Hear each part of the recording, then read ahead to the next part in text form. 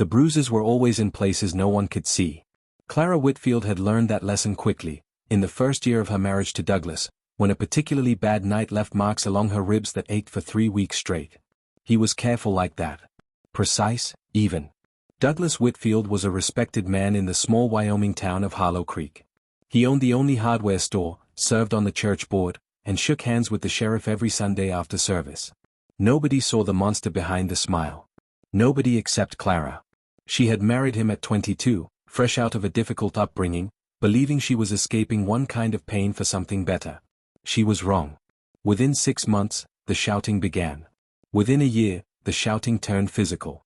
By the time she was 26, Clara had learned to walk softly, speak carefully, and never, under any circumstances, leave the salt off the dinner table. That mistake had cost her a broken wrist, which Douglas explained to the doctor as a fall from a ladder. The doctor had looked at her for just a moment too long. But he said nothing. People in Hollow Creek rarely said anything about the Whitfields. Clara had tried to leave once, 2 years earlier.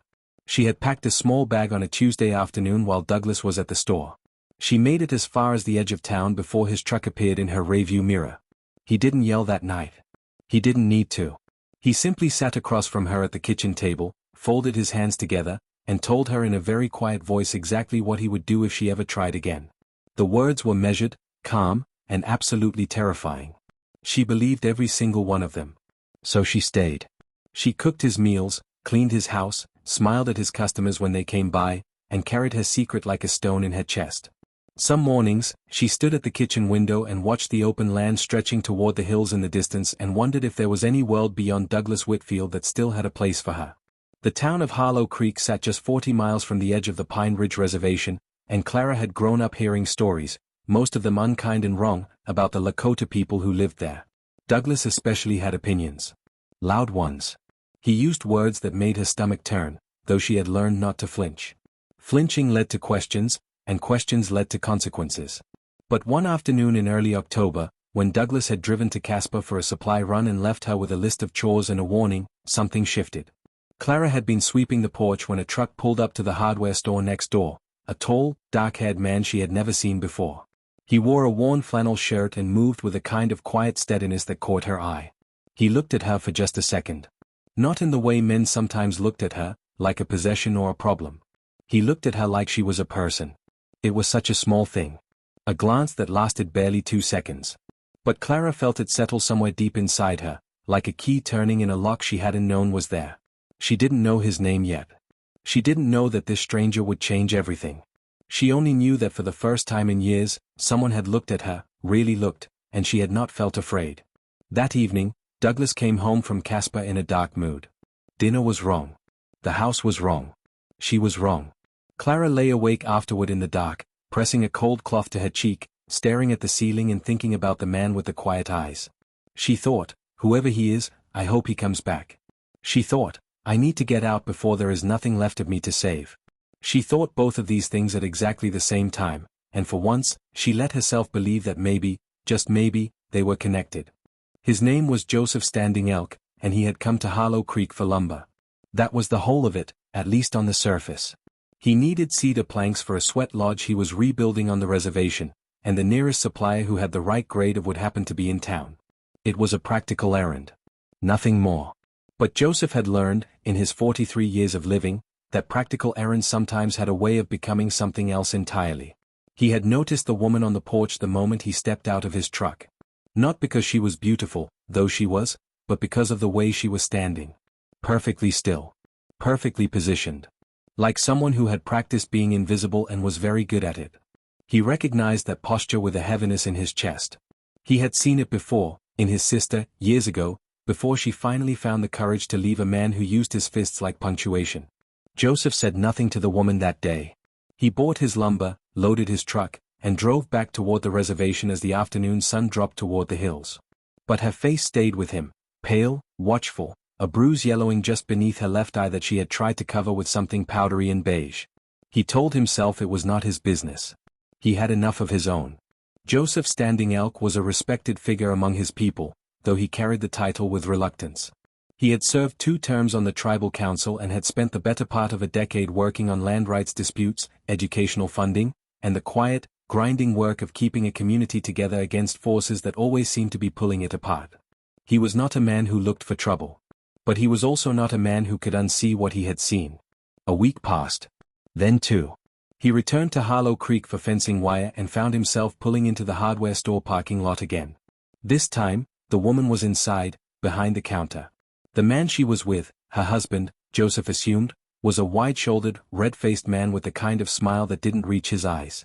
He watched the way the man's hand rested on the counter near her. Possessive. A warning gesture, even in stillness. Joseph made his purchase quickly. But as he turned to leave, the woman caught his eye again. Just for a moment. And in that moment, he saw everything. The careful blankness of someone managing constant fear. The tiny flicker of something, recognition? Hope? That came and went in less than a heartbeat. He nodded at her, just once. Not a greeting, exactly. More of an acknowledgement.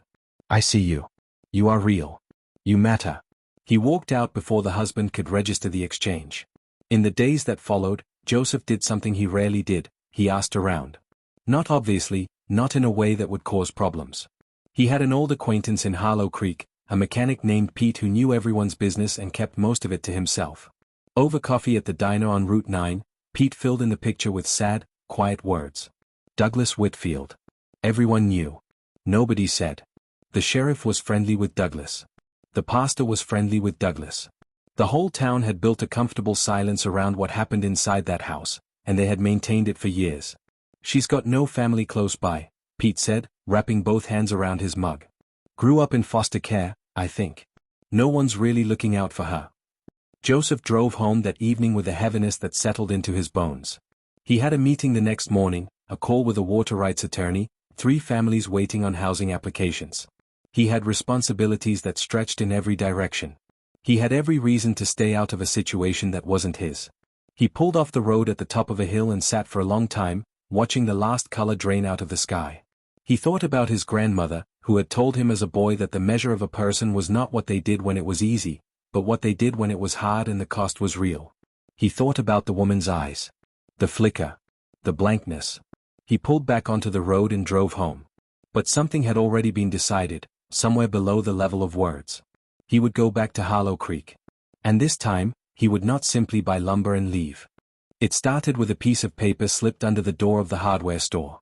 Joseph had thought carefully about how to make contact without putting Clara in danger. Walking up to her directly, with Douglas nearby, was out of the question. Calling the store phone was risky, Douglas monitored it. Sending someone else risked a leak. So he wrote a note. Short, plain, impossible to misread. It said, if you ever need help, there are people who will listen. You are not alone. J. He folded it tight and slipped it under the side door of the store on a Wednesday morning at 6:30, before the town was awake. Then he drove away and told himself he had done what he could. He had not expected her to respond within 4 days. But she did. When he returned the following Saturday for hinges he didn't actually need, there was a folded receipt tucked into the gap between the door frame and the wall on the side of the building. He took it without slowing his stride and read it in his truck. Her handwriting was small and pressed hard into the paper, like someone used to writing quickly and hiding it after. He watches everything, she wrote. But Tuesdays he leaves early. I walk to the post office at 8 a.m. I am always alone for 12 minutes. 12 minutes. She had counted. That precision broke something open in Joseph's chest. The following Tuesday, he was parked 1 block from the post office at 7:55. He saw her come around the corner at exactly 8 o'clock, walking quickly in a gray coat, head down against the cold October wind. He got out of the truck and walked toward her casually, like 2 people happening to share a sidewalk. Don't look at me directly, he said, low and even, falling into step a few feet away. Just walk. She nodded, barely perceptible. I didn't think you'd come. I said I would. People say things. I know, he said. That's why I'm here instead of just saying things. He told her who he was. Told her about a women's shelter in Rapid City that worked closely with the tribal council, run by a woman named Deanna who had helped 14 women in the past 3 years leave dangerous situations quietly and completely. He told her there were options, resources, legal steps that could be taken, steps Douglas would not see coming because they would happen outside his carefully managed world. Clara listened with her eyes fixed straight ahead, her pace steady, her hands deep in her coat pockets. When he finished, she was quiet for a long moment. "He'll look for me," she said. "He told me what he would do if I left." "I know. That's why this would be planned, not rushed. Nothing happens until you're ready and the path is clear." "Why are you doing this?" she asked then, and her voice cracked just slightly on the last word, like a surface that had been holding too much weight for too long. Joseph considered the question seriously, the way she deserved. "Because I've seen what happens when people look away," he said. "And I'm not able to do that." They were approaching the post office now. She had maybe 3 minutes left.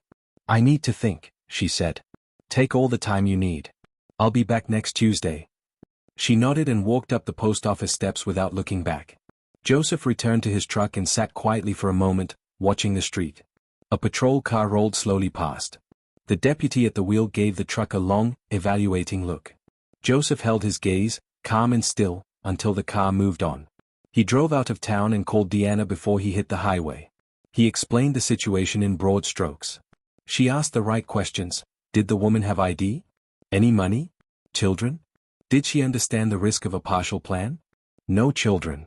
Possibly some cash hidden away. The rest was uncertain. "Send her my number when she's ready," Deanna said. "We've done harder than this." The following Tuesday, Clara was at the post office again. This time, her jaw was set differently. Something in her had shifted since the week before, solidified, like water turned to stone. "Tell me the first step," she said, before he could speak. And Joseph Standing Elk told her. They chose a Thursday in November, when the first real snow of the season was forecast to hit overnight. The snow was important. It covered tracks, slowed pursuit, and gave Clara a reason to move through town in the dark without it seeming unusual. She sometimes walked to the 24-hour pharmacy 2 blocks away when Douglas had headaches and needed medicine. He had told her to do it herself rather than be seen limping into a drugstore, which suited everyone's purposes tonight. In the 3 weeks between that second Tuesday meeting and the night of the plan, Clara had done everything Joseph and Deanna instructed. She had gathered her birth certificate and social security card from the locked box in Douglas's office while he slept. She had known the combination for years, having memorized it by accident. She withdrew $40 at a time from the grocery fund over several trips, tucking the bills into a tampon box at the back of the bathroom cabinet, a place Douglas would never touch. She memorized Deanna's number. She studied the map Joseph had sketched on a napkin and then burned in the bathroom sink. She also said goodbye to the house, quietly, in her own way. Not with grief, she felt almost nothing for the building itself, but with a kind of ceremony. She touched the windowsill above the kitchen sink where a plant had once lived before she stopped being allowed to keep plants. She stood in the doorway of the small room at the back that had never become a nursery and felt something settle in her chest that was not quite sorrow and not quite relief. She was ready. At 11:15 on a Thursday night, with Douglas asleep and snow beginning to fall in fat, quiet flakes, Clara put on her gray coat over 2 layers of clothing, tucked her documents and money into an inside pocket, and walked out the back door of her house for the last time. She did not look back. She had decided, firmly, that looking back was a luxury she could not afford tonight. Joseph was parked on the service road behind the pharmacy, engine off, lights off, exactly where he said he would be. She climbed into the passenger seat and he pulled away from the curb before she had fully closed the door, smooth, unhurried, like someone who had done this before. A blanket had been folded on the seat. She pulled it over her lap without being asked. They did not speak for several miles. The road out of Harlow Creek curved through low hills and then opened onto the long flat stretch toward the highway. Snow drifted across the headlights. The heater hummed. Somewhere behind her, a life was ending. Somewhere ahead, another was beginning. Clara pressed her hands flat against her thighs and breathed. "You doing all right?" Joseph asked, finally. "I'm terrified," she said. "That's a reasonable response. Does it stop?" He was quiet for a moment. "The kind of fear you've been living with, yes. This kind of fear, the open road kind, that changes into something else. Eventually." She nodded, not trusting herself to say more. They drove for an hour and a half before Joseph's phone lit up with a message. He glanced at it and his expression didn't change, but his hands tightened briefly on the wheel. "What?" Clara asked. "Pete says Douglas's truck left the house about 20 minutes ago. Going toward the highway." Clara's stomach dropped. "He checked. He always checks, even when he's sleeping. I should have known." "It's all right," Joseph said, steady. "We're not on the highway. We're on Route 12. He doesn't know about Route 12. He made 2 turns she didn't anticipate, and the road became smaller, darker, winding through scrub and pine. She gripped the edge of the seat and trusted him because there was nothing else to do, and because in all the weeks of planning, he had never once given her a reason not to. At 2 in the morning, they crossed onto reservation land. The road changed, smoother, actually, in some stretches, and the feeling in the air changed too. Joseph exhaled, and it was the first time she realized he had been holding tension in his shoulders since they left. "We're on tribal land now," he said. "His jurisdiction doesn't reach here." A few miles later, lights appeared through the trees. A low building. A porch light burning warm and yellow against the snow. A woman standing at the door in a heavy sweater, arms crossed against the cold, watching for headlights. Deanna. Clara Whitfield stepped out of the truck and into the snow, and her legs were shaking so hard she nearly fell. But she didn't fall. She stood, and she breathed, and she walked toward the porch. She had made it out. Douglas Whitfield reported his wife missing the following morning. The deputy took the report with careful neutrality and filed it in the system. Within 48 hours, there was an inquiry that made its way, eventually, to the tribal council's desk, a request for information about whether anyone on the reservation had knowledge of Clara Whitfield's whereabouts. Joseph Standing Elk received the inquiry directly and responded through the council's legal office with a single, precise sentence. The matter was being handled through proper legal and protective channels, and any further contact should be directed to the council's attorney. Douglas tried other approaches. He called the sheriff, who called the county, who made exactly one phone call to the tribal authority before being reminded, firmly and with the weight of federal law behind it, about the limits of state jurisdiction on sovereign land. He hired a private attorney who sent letters. The letters were received, reviewed, and filed. He drove out to the edge of the reservation one afternoon and sat in his truck for a long time, staring at the boundary marker. Then he drove home. Clara knew none of this in real time. She was in a quiet room at the back of Deanna's shelter, sleeping 14 hours a day for the first week, which Deanna said was normal. The body, when it finally feels safe, takes what it has been owed. Clara ate meals she didn't cook at a table where no one monitored her portions or criticized her choices.